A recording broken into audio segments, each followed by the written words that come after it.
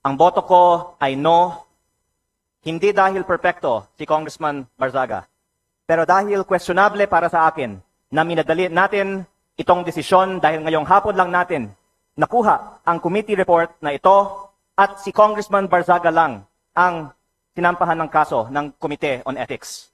Ang boto ko ay no, lalo na dahil inuuna natin ang kaso niya kaysa sa mga mas seryosong isyong kinakaharap ng isa sa mga kasamahan natin.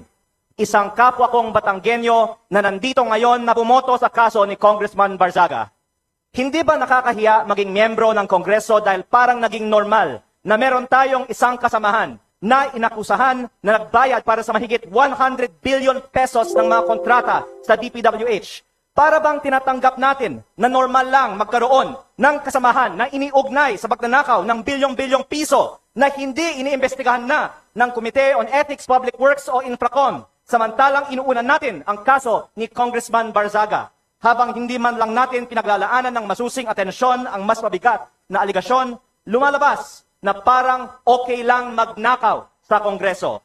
Nakatala na sa kasaysayan na sa gitna ng matinding kontrobersiya sa korupsyon, ito ang inuna ng Kongreso at parang lang walang mali sa ginagawa ng isa sa ating kasamahan at tayo mismo ay ngayon sumisira sa imahe ng Kongreso. Mahiya naman tayo. Uunahin ba naman ang kaso ni Barzaga kaysa sa mga sangkot sa anomalya? Walang ya. Tama naman si Libeste na yan. Ba, mahiya naman kayo.